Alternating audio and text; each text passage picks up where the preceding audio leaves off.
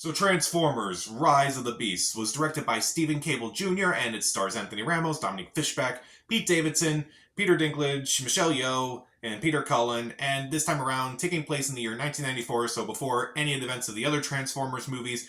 The Autobots and Terrorcons are fighting over trying to find this item, and they have to fight, and basically the Autobots ask the Maximals to help them out, as well as these two humans who just stumble upon this whole thing and are kind of just stuck with them.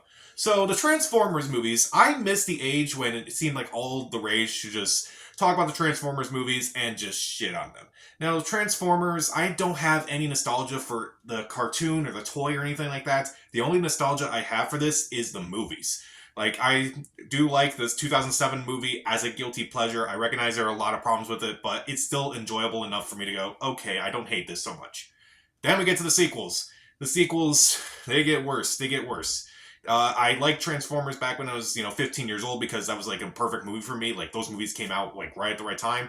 But as I grew older, I just got so annoyed by them and I just gave up on them. Even Bumblebee from a few years back I thought was just fine. It wasn't great, but it was just fine. Better than most of the sequels. So when I heard there was a new one coming out, I was not really excited, but I was kind of intrigued because Michael Bay was not directing it, thank God. And also because Stephen Cable Jr. was directing it. Stephen Cable Jr. previously directed Creed 2, so I'm like, okay, he's stepping up from Creed 2. It's like, let's see what he'll do with an even bigger budget. Let's see what he'll do with a franchise like this.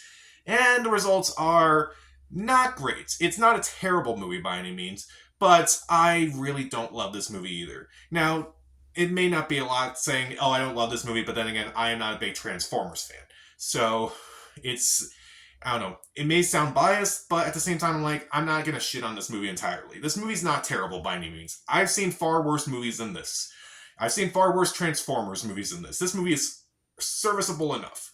So, is there anything that does work in the movie? Mainly, some of the actors do a decent job. Anthony Ramos and Dominic Fishback, I do think, are pretty likable in this movie. You do buy their chemistry throughout this movie. Even though in this movie they're not really a couple, they have a lot more chemistry than Shia LaBeouf and Megan Fox, I'll give them that. Peter Cullen is also pretty good in this movie as Optimus Prime, as he usually is in this movie, and in these movies. I kind of do like with his character, though, that they kind of like question his leadership a lot more in this movie than they do in the other ones, because I feel like they kind of let him do a lot of things in the last few movies that didn't go too well. Michelle Yeoh also does an alright job in this movie. I'm surprised she would take a role like this, honestly, especially after Everything Everywhere All at Once, but, she brought it. She was actually decent in the movie. Pete Davidson also has a few funny moments in this movie. He has alright chemistry with Anthony Ramos in this movie, but it definitely felt like he was kind of improvising a bit. I'll talk about that later. Visually, there are a lot of cool visuals, mainly the ones that are just really focusing on like being visually spectacular rather than like trying to make a fight scene out of these things. Like there's this one scene where it's like, the big monster that's like, about to, destroy Earth and everything.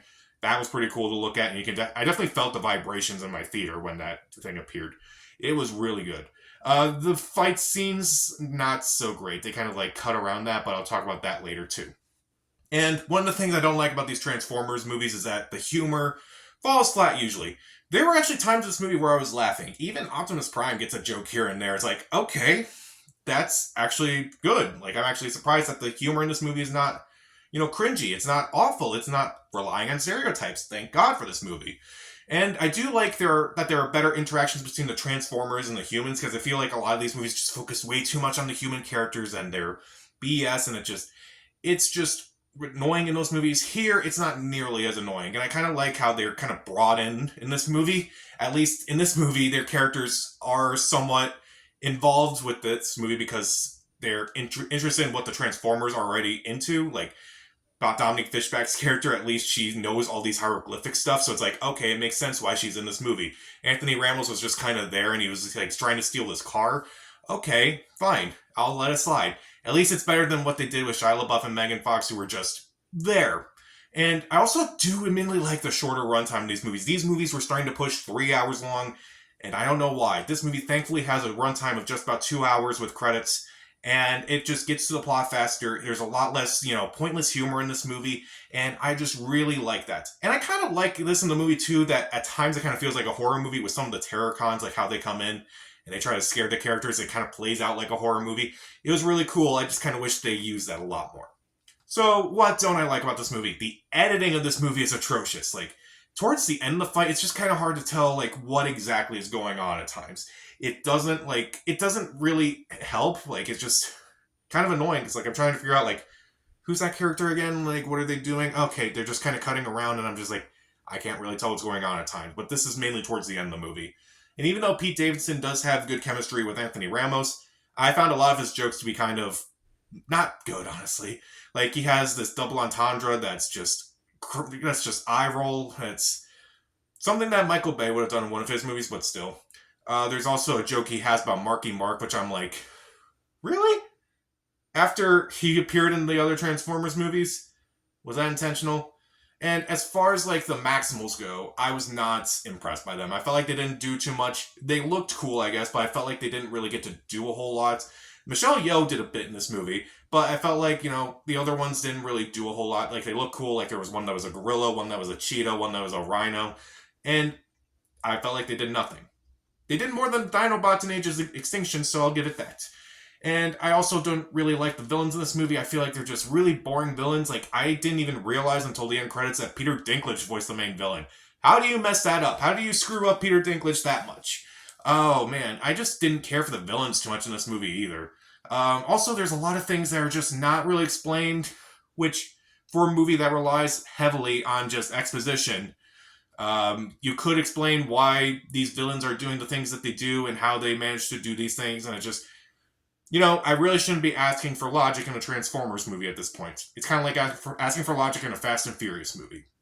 So, and again, like the other movies, it is pretty exposition heavy. It's not nearly as bad as some of the other ones, but there are moments where I'm like, get to the point already. Just move on. So, Transformers Rise of the Beast is not a bad movie. It's a pretty good Transformers movie, just not a great movie overall. It has decent performances. The visuals are good at times. It can be admittedly funny on purpose at times. There are better interactions with Transformers. There's a shorter runtime, thank God for that again. And it does play out like other different types of movies before, like, it tries to experiment with itself. Seventh movie in a franchise is probably a good idea to start experimenting with the types of movies you want to do. But the editing is not that great. Pete Davidson's jokes kind of fall apart. I didn't really like the Maximals in this movie. Some things are not explained, exposition heavy at times. Didn't care for the villains too much. And yet, somehow, it's one of the better Transformers movies. So, I'll give it 2 out of 4 stars. Stream it. So, do you like these Transformers movies? Admittedly, I didn't go back and review them because I just watched the Fast and Furious franchise recently and reviewed all those movies, and I'm like, I don't want to do another franchise with, fast cars and explosions throughout it again. I don't know, maybe when that animated Transformers movie, I'll go back and rewatch them, but that means going back and rewatching all the sequels, and I don't want to do that. So, what do you think of these Transformers movies? Comment down below, subscribe to the channel. This is Pat, and Autobots roll out.